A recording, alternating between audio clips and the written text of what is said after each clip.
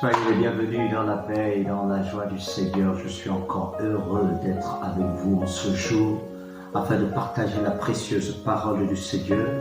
Et nous allons continuer notre étude concernant le Christ, le Seigneur de gloire. Nous allons voir encore un aspect de lui dans ce qui concerne sa qualité de gagneur d'âme. Prions s'il vous plaît. Père, nous saluons ton amour. Merci pour ta présence et merci pour l'œuvre du Saint-Esprit. Merci de nous éclairer. Merci au travers, Seigneur, au Dieu, de ta parole, de faire de nous des gagneurs d'âme comme toi. C'est ce que tu veux. Merci au Père éternel de greffer cela dans nos vies, afin qu'au Père éternel, dans les jours à venir, nous soyons comptés parmi les gagneurs d'âme.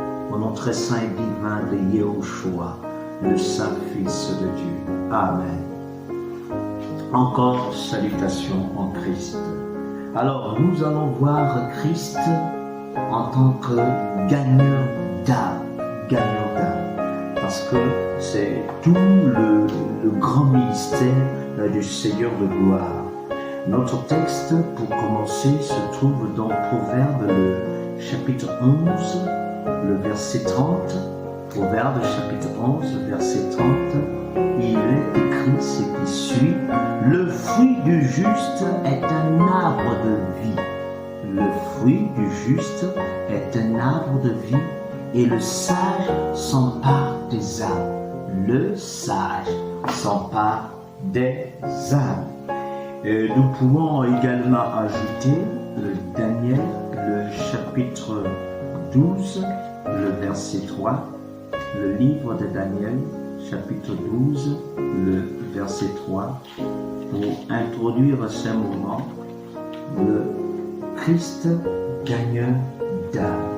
Il est écrit: ceux qui auront été intelligents brilleront comme la splendeur du ciel, et ceux qui auront enseigné la justice à la multitude brilleront comme les étoiles à toujours et à perpétuité. Oui, ils brilleront à toujours et à perpétuité. Ceux qui auront enseigné la justice à la multitude. C'est ça le travail d'un gagneur d'âme. Alors donc, ce portrait de Christ comme gagneur d'âme sera orienté dans trois angles. Le premier angle, nous verrons son approche, l'approche de Christ en tant que gagneur d'âme. Nous verrons également sa méthode, la méthode qu'il a utilisée quand il était sur cette terre. Et nous verrons également son zèle à lui.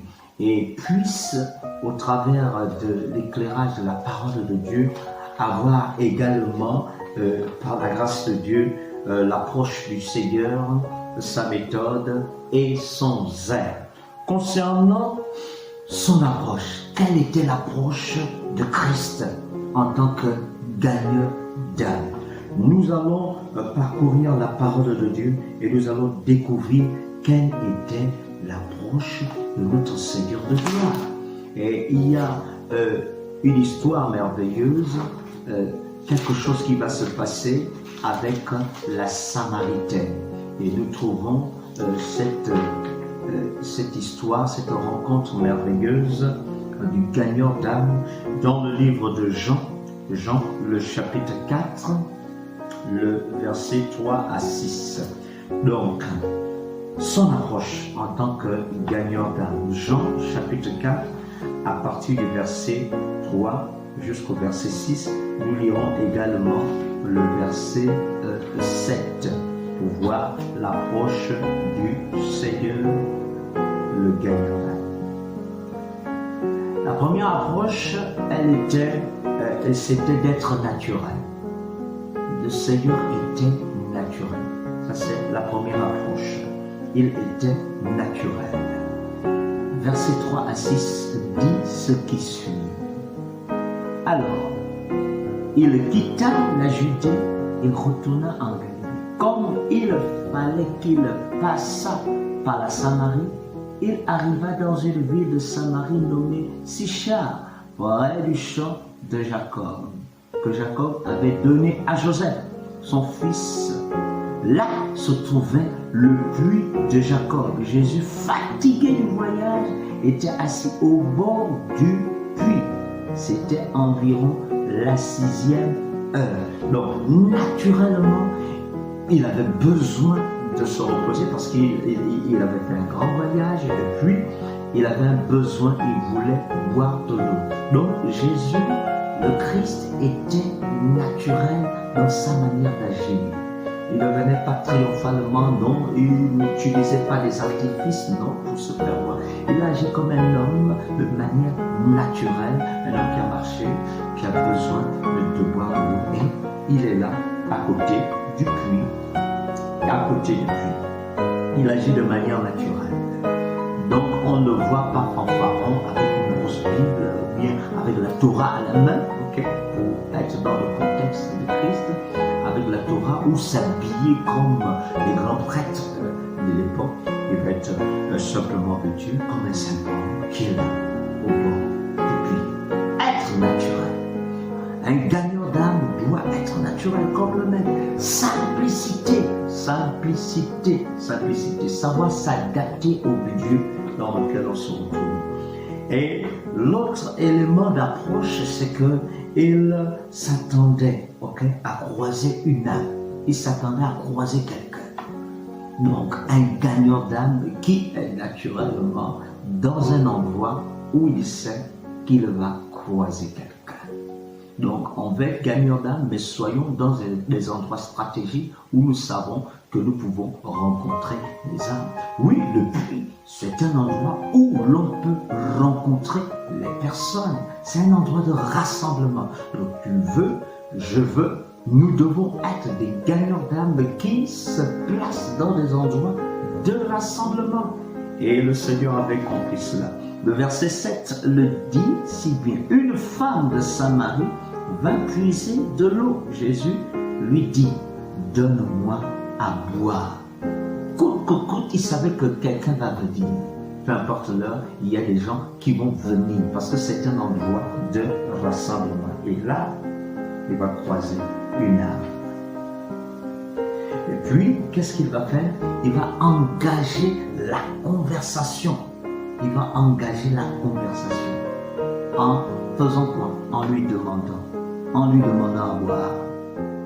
Donne-moi à boire. Il engage la conversation. Donc, un gagnant d'âme doit avoir l'approche. L'approche, il doit être naturelle, ok?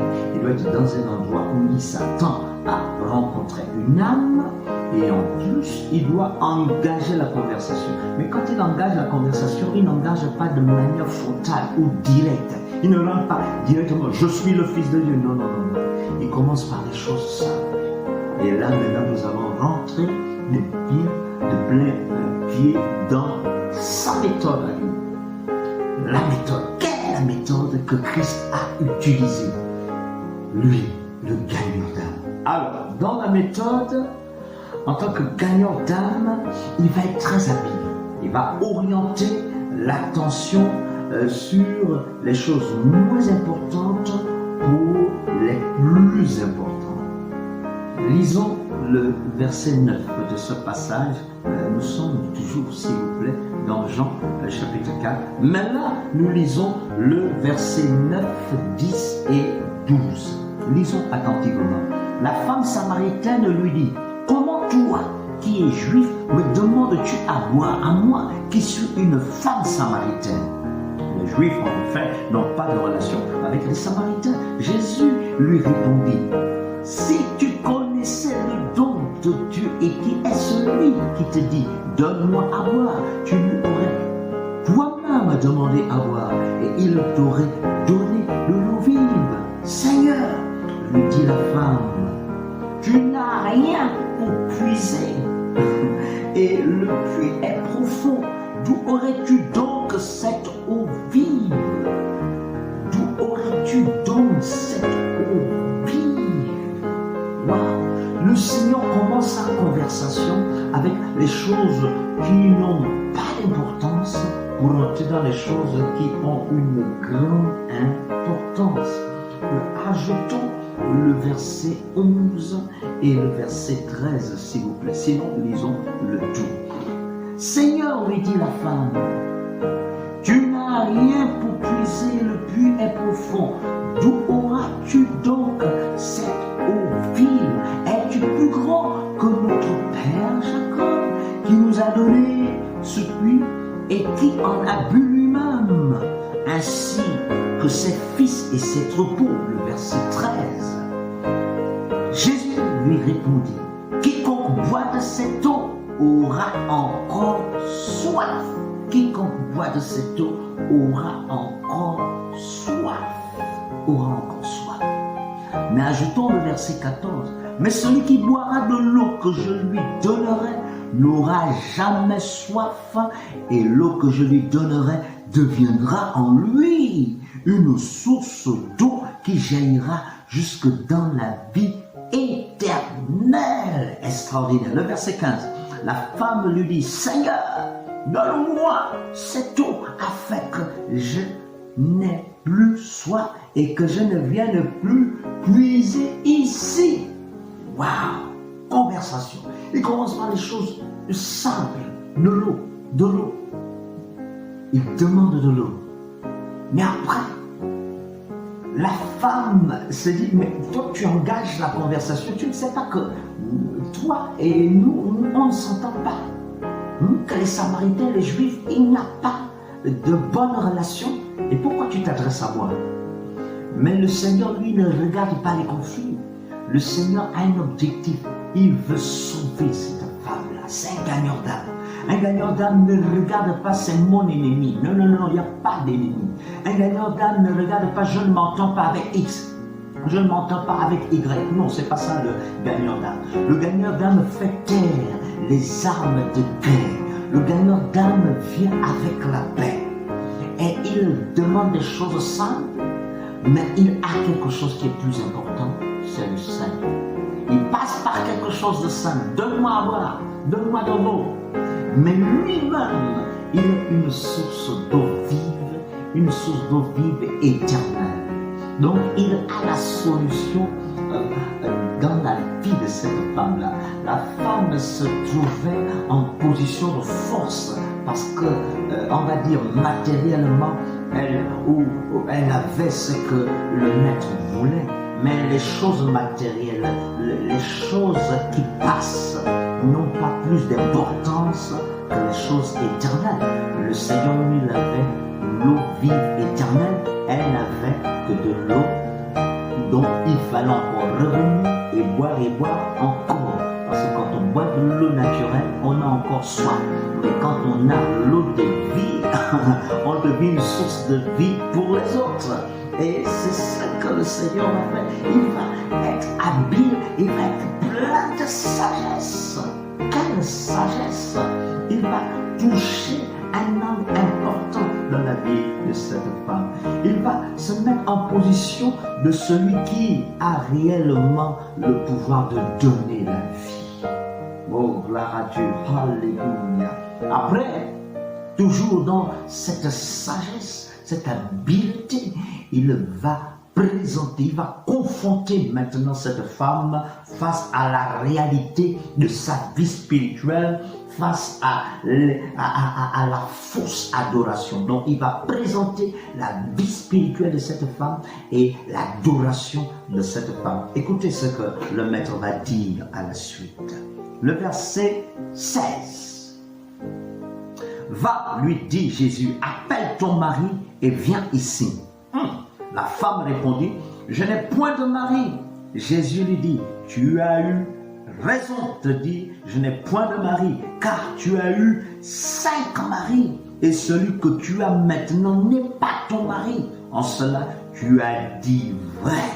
Seigneur, lui dit la femme, je vois que tu es prophète. Nos pères ont adoré sur cette montagne, et vous dites, vous, que le lieu où il faut adorer est à Jérusalem. Femme, lui dit Jésus, crois-moi, l'heure vient où ce ne sera ni sur cette montagne, ni à Jérusalem que vous adorerez le Père. Vous adorez. Il commence par corriger. avec sagesse. Vous adorez ce que vous ne connaissez pas. Nous, nous adorons ce que nous connaissons, car le salut vient des Juifs. Oh, c'est merveilleux. Le salut vient des Juifs. Et voilà, avec sagesse, il va confronter cette femme à la réalité. Elle vient parce qu'elle a la capacité de donner l'eau, mais le Seigneur, lui, il est là et il a la capacité de donner l'eau de vie. Et le Seigneur, avec sagesse, va corriger la vie spirituelle de cette femme-là. Il va la confronter à la réalité de sa vie spirituelle qui n'était pas conforme. Et heureusement pour elle, elle a reconnu qu'elle était dans le faux. Et c'est ça le gagnant d'âme. Il vient vraiment naturellement, il crée le contact. Et il est habile et plein de sagesse. Mais l'objectif, c'est de confronter la personne avec la vie de péché pour qu'elle s'en éloigne. Et la deuxième chose qu'il a utilisée comme méthode, c'est de changer l'adoration de cette femme. Elle avait un principe d'adoration qui n'était pas conforme à l'adoration du Seigneur. Elle était dans l'adoration localisable. Donc par rapport à un lieu, mais le Seigneur l'amène à l'adoration spirituelle qui n'a pas besoin de lieu. Et Dieu veut lui faire comprendre que tu n'as même plus besoin d'adorer sur les montagnes, ni au temple, ni... tu as besoin d'adorer d'abord Dieu en esprit, en vérité. Le Seigneur lui présente la vraie adoration qui ne consiste pas à être dans un lieu, mais d'être le lieu d'adoration. C'est-à-dire que tu deviens toi-même le temple de Dieu et tu dois adorer Dieu en esprit d'abord et en vérité. Pas conformément au standard des hommes. Être dans un lieu et puis adorer. Non, c'est pas ça. En esprit, parce que Dieu est esprit, en vérité. Pour exclure tout ce qui est mensonge, duplicité, fausseté. Et le Seigneur, au travers du prophète Ésaïe, pouvait dire « Ce peuple m'honore des lèvres seulement, mais son cœur est éloigné de moi. » Ce que Dieu attend de nous, en tant que gagneur d'âme, c'est que les gens s'approchent de lui par une vraie adoration. Écoute, il faut que tu adores Dieu en esprit, en vérité. Ce n'est plus une affaire d'avoir le titre de chrétien ou le titre de chrétienne. C'est une affaire d'adoration réelle qui est basée sur l'Esprit de Dieu et sur la vérité. L'Esprit de Dieu sur la vérité. Et c'est ça le travail d'un gagnant d'âme. Et le Seigneur a bien fait son travail. Quelle sagesse! Quelle sagesse! Il lui montre la voie, il lui montre la voie. Quelle sagesse! Ajoutons encore les versets 25 et 26, s'il vous plaît. Il est écrit ce qui suit. La femme lui dit, je sais que le Messie doit venir. Celui qu'on appelle Christ, quand il sera venu, il nous montrera toutes choses. Jésus lui dit, je suis, moi qui te parle. Je suis. Donc le gagnant d'âme montre le chemin, il montre le salut. Et à ce temps-là, cette femme, elle avait la connaissance, mais elle ne savait pas que ce qu'elle cherchait était en face d'elle. Voilà la capacité d'un gagnant d'âme. Amener la personne au vrai sauveur. Et le vrai sauveur, c'est Christ, le vrai sauveur. Sauveur, le Messie, la personne qu'on attend pour délivrer l'humanité, était en face d'elle. Et c'est ce que nous devons faire en tant que gagnants d'âme. Présenter Christ, pas nous, pas la domination, la dénomination, autant pour moi, à laquelle nous appartenons. Non, nous ne prêchons pas la dénomination, nous prêchons Christ. C'est Christ qui sauve, ce n'est pas une dénomination, ce n'est pas toi, ce n'est pas moi qui sauvons. Nous ne prêchons pas nous-mêmes, nous prêchons Christ. Nous présentons Christ au monde.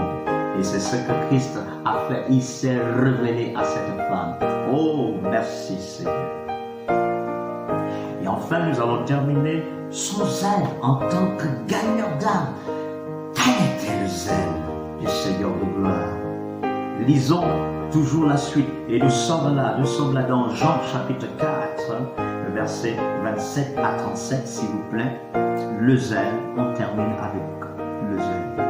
Là-dessus arrivèrent ses disciples qui furent étonnés de ce qu'il parlait avec une femme. Toutefois, aucun ne dit « Que demandes-tu » ou « De quoi parles-tu avec elle ?» Alors la femme, ayant laissé sa cruche, s'en alla dans la ville et dit aux gens « Venez voir un homme qui m'a dit tout ce que j'ai fait. Ne serait-ce point le Christ ?» Ils sortirent de la ville et ils vinrent vers lui. Pendant ce temps, les disciples pressaient de manger. Ils pressaient de manger en disant « Rabbi, mange !» Mais il leur dit, j'aime la réponse du maître, « J'ai à manger une nourriture que vous ne connaissez pas. » Les disciples se disaient donc les uns aux autres, quelqu'un lui aurait-il apporté à manger? Jésus leur dit, ma nourriture est de faire la volonté de celui qui m'a envoyé et d'accomplir son œuvre. Ma nourriture est de faire la volonté de celui qui m'a envoyé et d'accomplir son œuvre. Voilà le zèle du gagneur d'âme. Le zèle, ce n'est pas la nourriture par rapport au ventre, mais la nourriture de voir les âmes être sauvées. C'était ça sa nourriture. Faire la volonté du Père, exclure même son besoin, sa satisfaction personnelle. Il ne voulait pas se satisfaire personnellement par la nourriture, par l'eau. Et pourtant, il était venu au puits parce qu'il avait soif. Il voulait consommer de l'eau. Mais il oubliait cela parce que le plus important, c'était le salut d'une âme. Puisse Dieu nous aider et changer notre zèle. Notre intérêt doit être le salut des âmes. Puisse Dieu changer nos motivations. Puisse Dieu changer vraiment notre volonté doit être la volonté du Père. Le salut des âmes, faire la volonté du Père, accomplir son œuvre. Oh, que le Seigneur te bénisse. Nous bénissons le Seigneur pour ces instants.